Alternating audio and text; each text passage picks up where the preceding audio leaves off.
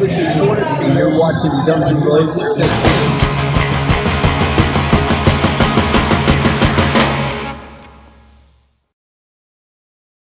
Hey everybody, what's going on, and welcome to GNR Central, and let's get started with today's news. So not too long ago, former Great White and Guns N' Roses manager Alan Niven was interviewed by Mitch Lafon on his Rock Talk podcast, and he discussed Van Halen on the new episode, and he revealed how David Lee Roth dissed Slash to his face back in the day. So here's what he had to say. So Mitch Lafon said there were a lot of rumors coming out of NAMM that David Lee Roth, Michael Anthony, and the rest of the Van Halen guys will do a stadium tour. What are your thoughts? I will start with you, Alan. Do you care if Van Halen comes back, and do you think they come back given all the sort of where there's smoke, there's kind of fire kind of stuff? To which Alan said, well, we are aware of various moments of Van Halen's history. Wasn't there a previous moment when they were all going to reform and evaporated with incredible alarcity? Hopefully they go through it, and hopefully they will give pleasure to a lot of people if they go out there, and I hope David Lee Roth's up for it. I'm a little bit in the other singers camp with Van Halen, to which Lafon said, really? He said, yeah, I really love the songs they did with David Lee Roth, but for a vocalist, I'm with the other guy a little bit. I don't think I ever fully recovered from the Montrose album. To which Lafon said, well, hold on a second. I've always seen you like more of the old school Pure, etc. And when you talk about purist in the Van Halen camp, it's all about, it's the original lineup. And I would see you as thinking that Sammy Hagar in his era was too syrupy, too top 40, so you're more of a Sammy Hagar and Van Hagar fan. To which Niven said, yeah, I think I might be. He said, David's an interesting character, shall we say. There was a moment in the United Kingdom where he made an unfortunate comment to me in Slash, and I just looked at him and I just thought to myself, you're either the dumbest intelligent person I know or the most intelligent dumbass I know.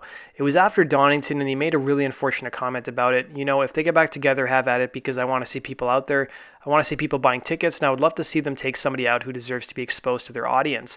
Now, when we interviewed Doug Goldstein, he basically corroborated this story as well. It was, if you guys remember Donington, there was 2 fans who were crushed to death during Guns N' Roses set, and David Lee Roth kind of brushed off the incident, and he said that Axl really found it distasteful what Dave said to the band. Dave made it seem like this is a regular occurrence, don't worry too much about it, but the guys in Guns N' Roses were really distraught over the news of 2 fans dying. Now, speaking of Van Halen, there was those rumors a while back that Guns N' Roses may be playing with Van Halen at Yankee Stadium this coming spring, and Richard Fortus was doing a question and answer on Live for Live Music's Instagram story when a fan asked, is GNR going to tour with Van Halen?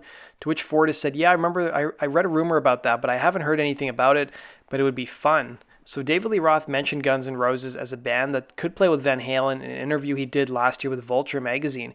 He mentioned Foo Fighters, Metallica, Jason Aldean, Church, and Chris Stapleton. He mentioned Yankee Stadium in New York as a potential venue. He said, when we come back through town in the summertime and do the original thing, maybe somewhere sporting, maybe with somebody famous, Roth says, I'll make sure we get you all the tickets so you can see what we do for gainful employment. My mom still wonders. He later said, we don't think about the price because, the next time my rock band will be playing the same place the Yankees play, okay?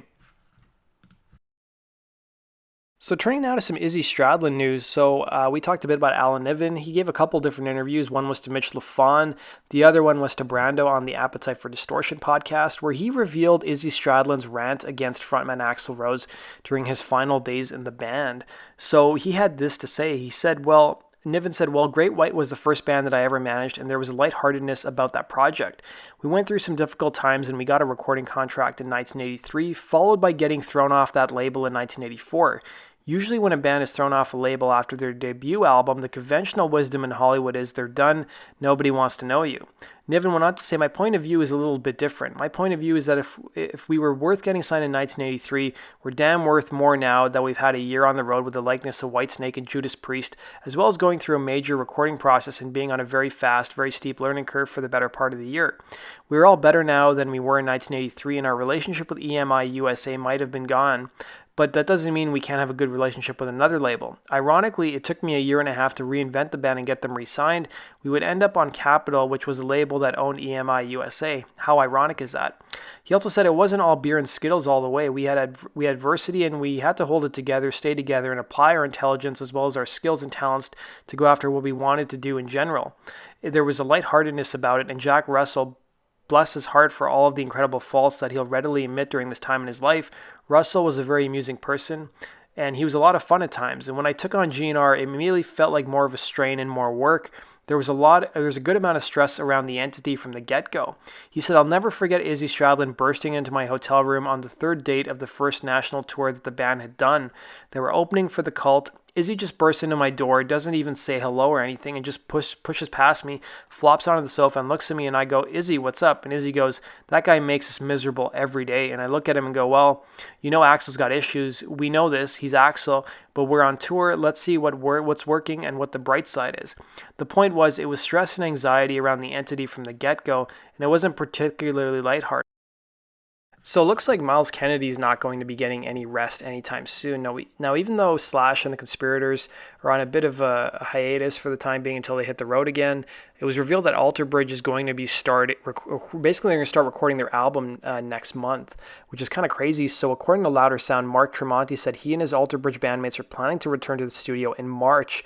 The guitarist was speaking with the Edge Rock Radio's Rockwell Anderson at the end of January on board the Shiprocked cruise when he revealed the news. So when he was asked about the next Alter Bridge record, Tremonti replied, we're going into the studio after the tour with Seven Dust, and we're going to go into the studio in March and April, and then after that I go back on tour with Tremonti and then go back on tour with Alter Bridge this winter.